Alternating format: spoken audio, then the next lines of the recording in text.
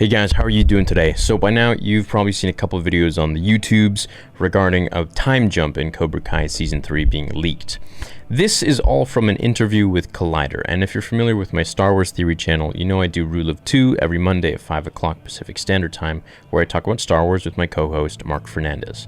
Mark Fernandez is the owner of Collider, and he told me that he was going to be doing this, well, one of his staff is going to be doing an interview with Billy Zabka, Johnny Lawrence, and something actually came out of it that I don't know if it should have. I don't know if he leaked this or not, or spilled the beans or not. But either way, a lot of fans have caught up on it, and I want to give my take on it too. So we're gonna watch the clip. I'm gonna link the full interview down below. It's 20 minutes long. Really, really good interview. Go check it out if you haven't, or if you want after this.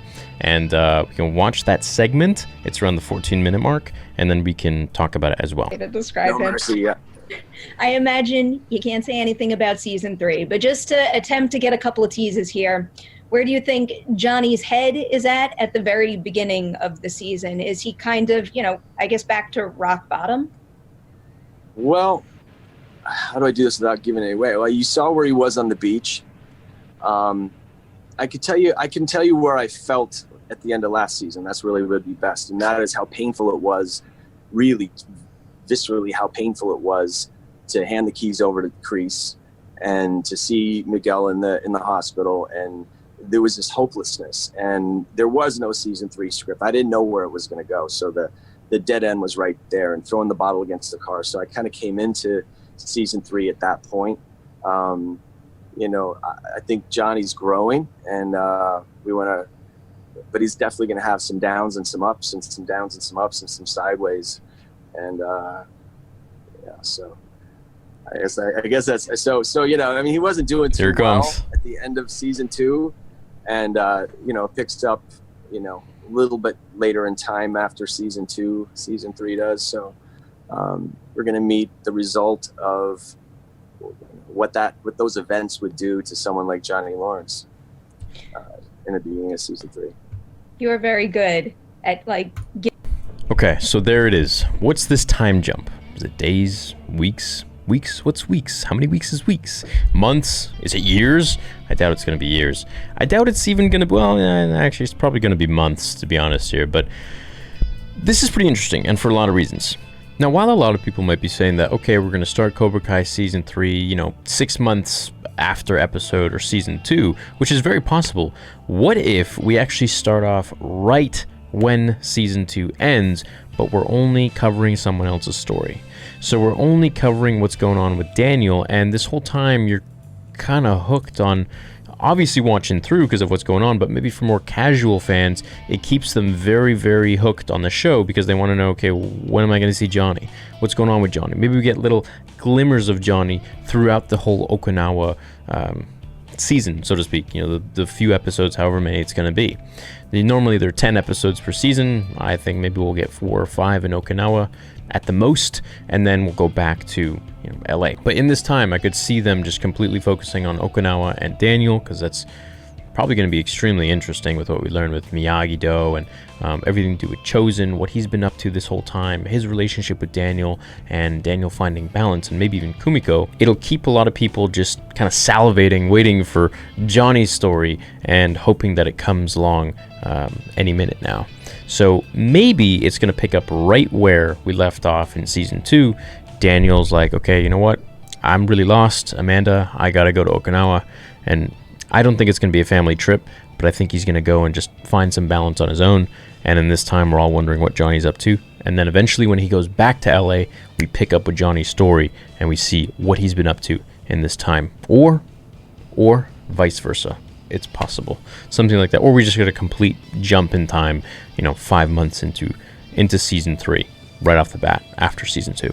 Now with this time jump, what time jumps do, they basically just fast forward where we left off the last characters. So I guess there was an extended period of time where they were in this slump and they stayed in it and nothing really changed. So if we got the same story starting Cobra Kai Season 3, we picked up right from the start, from where we left off at the end of Season 2, it would just be like this for probably months at a time, or weeks, or whatever the time jump really is. My interpretation of this isn't that it's going to be years or anything like that. I don't even think it's going to be anything over 6 months. I think it's going to be a few months, maybe 2 to 3. And I think Miguel's going to be in the hospital, and he's going to be making his way back to getting back on his feet, probably going through a lot of rehab and things like that. In an interview with, not an interview, but a Twitter Q&A, I think it was with Hayden Schlossberg, someone asked if Miguel was going to get revenge on Robbie for what he did. And his answer was, oh yes. So I don't think it's going to be necessarily a physical thing just yet in season 3, because it would be kind of not really realistic if we had him just all of a sudden like, oh, in the hospital, he's pretty much dead, he's paralyzed, best case scenario, and then he's now out and he beats the crap out of Robbie. It's like, no, I think he might steal Sam away. I think that's how he's going to get his revenge. And there might be some other little ways in there, but I think getting his revenge on Robbie will be through, hurting him through his heart, through his soul, through his mind, and that's by getting Sam back. With this time jump, I think what we could see are a very interesting and a fast start into season 3 of where we really want it. It wouldn't just be so, stuck in the mud kind of thing where we see mopey Johnny, mopey Daniel, because we know that's what's going to happen. I think it could start off with maybe Daniel even in Okinawa. I wouldn't be surprised. You could start off with maybe him just like leaving and being on the plane, kind of like almost how Karate Kid 2 started. They were on that plane pretty fast.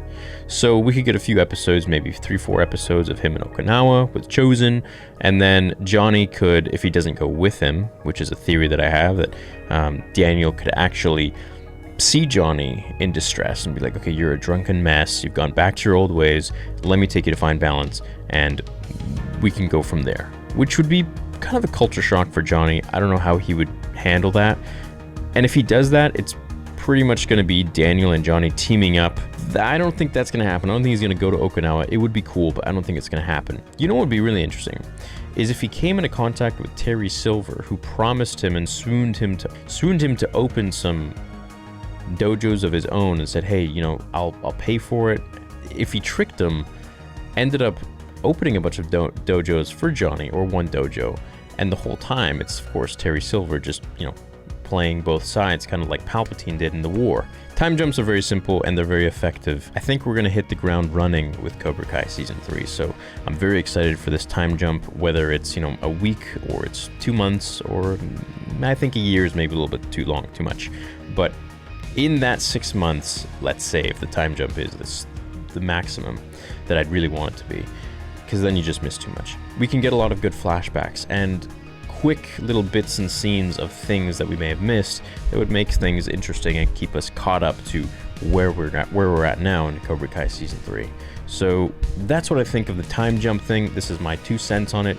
Hope you enjoyed my theories and what I thought. Let me know what you think down below. I'll see you in the next episode of Cobra Kai Theory. Until then, remember, pain does not exist in this dojo, does it?